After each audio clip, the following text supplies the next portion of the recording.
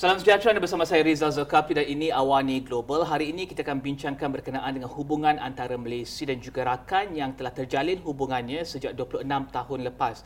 Namun dari segi perdagangan, pelancongan masih lagi banyak ruang untuk pembaharuan dan juga penambahbaikan. Dan juga apakah potensi yang dipegang oleh Georgia untuk memastikan bahawa Malaysia boleh masuk dan juga melabur ke dalam negara tersebut yang kini turut aktif dalam Silk dan juga Road Belt Initiative. Dan juga untuk membincangkan perkara tersebut dan juga bagaimanakah kita boleh meningkatkan lagi hubungan kedua negara ini, kita bersama dengan tuan yang terutama Nikoloz Apkhazava, Duta Besar Georgia ke Malaysia. Thank you, Excellency, for joining us today. First of all, let's look at the relations between Malaysia and Georgia. The relations has been established 26 years ago, but we're still we're still discussing how to increase trade, how to increase tourism. But maybe you can share with us the current state of the relationship between Malaysia and Georgia right now. Last year we celebrated 25th anniversary of our diplomatic relations, and I'm very glad to say that first ever bilateral consultations were held between our ministries of foreign affairs last year in October. It proved very successful. Deputy Minister of Foreign Affairs headed the delegation. I'm very glad to say also that during this visit we had a very fruitful meetings in National Chamber of Commerce and Industry, Malaysian National Chamber of Commerce and Industry, and the SME Corp. In fact, Georgian Deputy Minister had a chance to hold the first business forums there. I'm very grateful to the National Chamber of Commerce of Malaysia for helping us to organize this event. And also it was a very important fact that first ever MOU, Memorandum of Understanding on Cooperation between Georgian Chamber of Commerce of Industry and the Malaysian National Chamber of Commerce and Industry was signed during that visit. We are trying very much to, of course, deepen relations, especially in the economic area between our countries. Now we are working very actively on organizing a business forum between Georgia and Malaysia. So we try to bring Georgian businessmen to Malaysia and organize very important B2B meetings so they can share their ideas about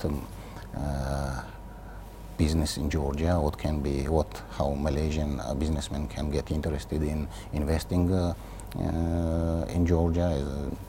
We have a huge potential for collaboration, but unfortunately it wasn't tapped as it should have been done. So we need to work on this more actively. That's why we try to organize this business forum this year. I'm very glad to say also that just a few days back, second MOU on cooperation was signed between SME Corporation and we have this kind of agency called Enterprise Georgia in Georgia. So this is a part of the program which was initiated back in 2014 by the government of Georgia, by the particularly Ministry of Economy and Sustainable Development. We call in collaboration with the Ministry of Agriculture, and this is it's called Produce in Georgia. Okay. And the aim of this agency is to promote entrepreneurial culture in Georgia and to help establish new enterprises and to help already existing enterprises to develop the operation. And the Enterprise Georgia is one of the part of this program called Produce in Georgia. So we hope I hope very much that very soon, since we already have MOU operational, we can bring Georgian businessmen here and hold the first ever business forum where we can organize also B2B meetings, which in my opinion, most important. Your Excellency, surely there are many opportunities in Georgia right now, economic, tourism, business. What are some of the areas for Malaysian companies that they can invest in Georgia right now? I know that you had a meeting with the CEO of Petronas, who oil and gas energy be a huge opportunity in Georgia? Yeah, there is, we as an embassy is one of the major kind of functions of embassy, of course, especially in this kind of countries like Malaysia, is that with the experience of rapid economic development, is to share a Malaysian experience and to see how this experience can be transported to or translated to in Georgian economy. What can we do there? And of course, I've been I've been here. I'll be in September. Will be 2 years since I'm here. I've been meeting government officials. Of course, government officials mostly who are related, are in charge of economy and business development, and of course, private business sector leaders. And as you mentioned, Petronas president, we met a couple of weeks ago. It was just a first meeting. I wanted very much to talk to the president about the future opportunities that Georgia can present for Petronas. I know that this renowned company is looking for new markets, like all other major companies now around the world, and I believe, and my government believes, that there is an opportunity for Petronas to develop their business in the Caucasus also. I know they are represented already in Central Asian countries, especially in Turkmenistan. Understandably, Turkmenistan has the fourth largest natural gas reserves, but for transportation from Caspian oil to the world market, as so far Georgia has proved itself a very credible partner. So Georgia has the most like the best route, so to say, or at least one of the best routes, one of the best corridors to transport Caspian hydrocarbons to the world market. And most probably you know that we have already 2 operational oil pipelines from Baku to Supsa, and there is a Baku-Tbilisi-Ceyhan oil pipelines. There is also Baku-Tbilisi-Erzurum gas oil pipeline, and we are working on more pipeline projects now, and there are several very important projects, not only for the regional importance, but for world importance as well. And that's why it was one of the major reasons for me to meet President of Petronas and many other, several before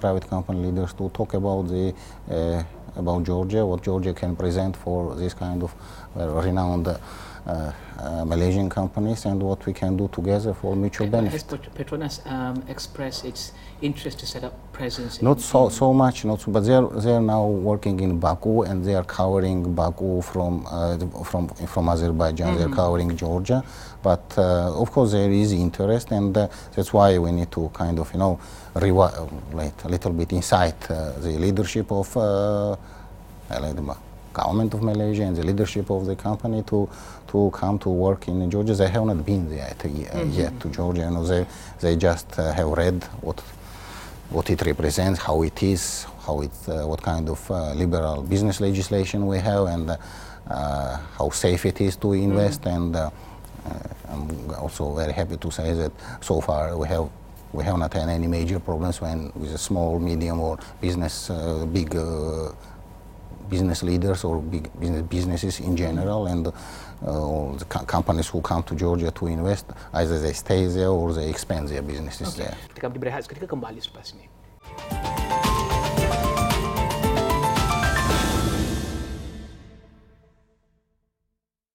Bertemu kembali, anda bersama saya Rizal Zulkapli, dan kita membincangkan berkenaan dengan hubungan dan juga peluang antara hubungan Malaysia dan juga Georgia bersama dengan Duta Besar Georgia ke Malaysia, Tuan Yang Terutama Nikoloz Apkhazava. Your Excellency, let's look at the narrative that you've given to businesses in Malaysia so far, the liberal, stable, secure and corruption-free business environment in the country. Maybe you can share with us more about that and these initiatives. Surely that has made Georgia move up its rank from 112 in the ease of doing business to 6th place in April of 2019. What are some of the strategies, and surely there are similarities between what Malaysia and Georgia are trying to do? Yes, as you mentioned, Georgia is a leader in the region in terms of stable and attractive investment climate. And all the very successful economic reforms made Georgia a very attractive destination for investments, and it is evident by international rankings. Also, as you mentioned, this year we've been nominated, so to ranked number 6 ease of doing business. We are number 16 in freedom of European region according to index of economic freedom. Fitch upgraded our ranking from BB minus to BB, and with a stable outlook. And actually, it's again very happy to say that Georgia was, along with Hungary, they were only countries that Fitch upgraded at the beginning of this year. Corruption index is, we are like 41st least corrupt countries in the world, and also Numbeo, according to Numbeo index, we are 10th safest countries in the world, and with a very low crime index. Georgia is dynamically developing its economy. World Bank projected this year, by the end of this year, the economic growth of by 4.9%.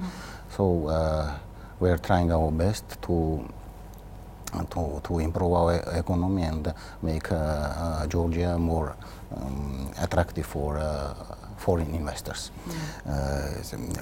Now we're trying to make our country more, economy of the country more diverse and attractive and more adjustable to international challenges, and also to be more attractive for producers and investors as well.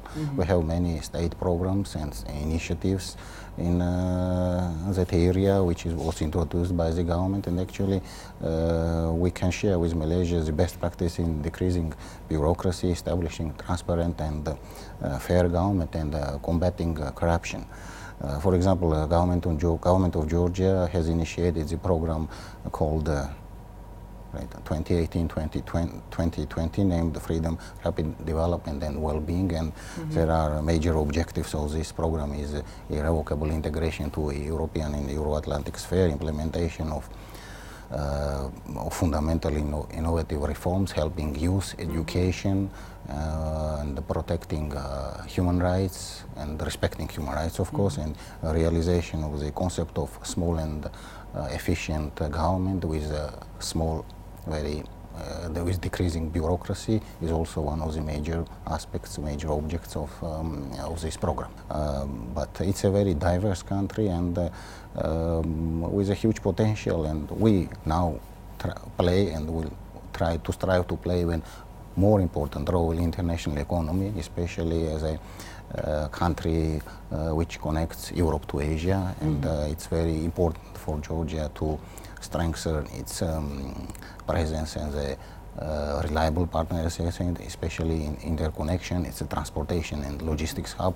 It's a paramount, or the most important, one of the most important goals of Georgian economy. And when you have more investors, so to say, more finances are coming to Georgia, more people it benefits, of course, creates additional jobs. We have still some problems in economy, especially in terms of unemployment, and attracting more investors is, as I said, one of the major objects of the government, of successive governments, and especially this government now. And that's why the government is trying to create most favorable environment for investors to create a safe environment for them, and so they can feel safe there once they are investing their finances, and of course, again, creating new jobs.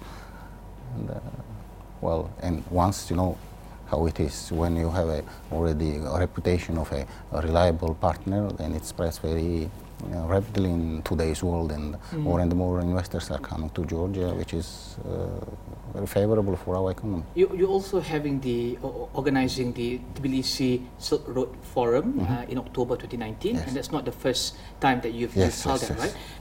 This is also part of the road and belt initiatives put forth by your FTA partner, which is China.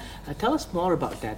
In this session of the Silk Road Forum in 2019, what are some of the new strategies, and is there a particular goal or something that you hope to achieve from the forum in October 2019?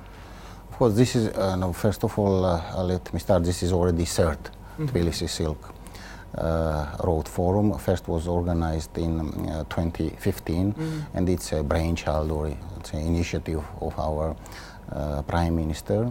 And it was very important to organize this forum at that time, because we started once China announced its initiative, Belt and Road Initiative. For Georgia, it's very important to be part of that project, because, as I said, we are on the crossroads of Europe and Asia. So it's one of the best destinations to world market of Caspian and Central Asian goods or hydrocarbons is via Georgia or via Caucasus. And as you know, China's initiative is one of the main points of that initiative is to develop the best transportation and logistical hubs, best transportation routes for trade, most importantly. And since we are on the crossroads of that important project, we are very much interested, and China is very much interested in Georgia also. And that's what was first time back in 2015. It was organized. More than 1,000 delegates from more than 30 countries came to Georgia at that time, and well, it was a very successful event. Then on 2 years ago already, in 2017, even more delegates came, like more than 30 countries, 60 delegations, and around 2,000 businessmen representing well, private sector, international organizations, international institutions, well, experts, industry experts, different industry experts, and it was a very good chance for, again, B2B meetings, government to business meetings, and in the end of last forum, 10 very important agreements were signed.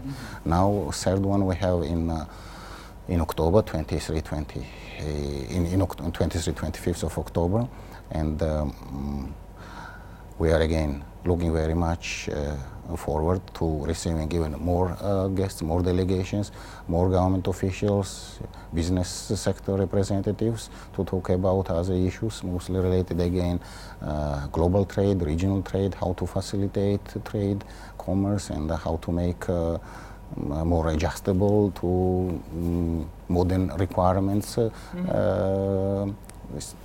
trade and commerce in general. And as I said, also we extended the invitation to several government officials, Malaysian government officials, and private sector leaders, and I hope that they will accept the invitation, and we are looking very much to seeing them in Georgia, in Tbilisi, in October. From my side, I can say that the government of Georgia is looking very much to receiving them there, and I guarantee that they will have very interesting meetings there, and they go, of course, if they attend the forum, and they will come back to Malaysia with very interesting and attractive ideas about Georgia and whole Caucasus in general, what can be done between our countries for future. You know. Kita akan berehat seketika, kembali selepas ini.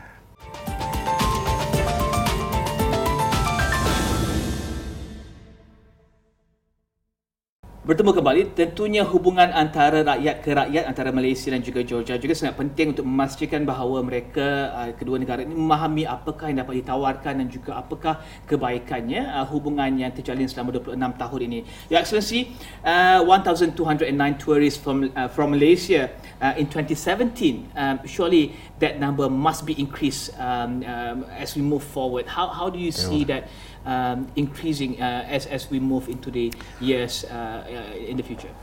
You know, I would like to underline the importance, first of all, people to people exchange, you know, and I believe that tourism is the best way to get acquainted with other people's culture, other people in general, all together, you know, and especially nowadays in this globalization period, you know, globalization era and Georgia is I would like to say that start with a little bit about tourism. It's a four-season destination. We have sea resorts, we have ski resorts, we have spas, well-being wellness centers, and of course a lot of historical places of interest, like around 12,000. 3 of them are under UNESCO heritage.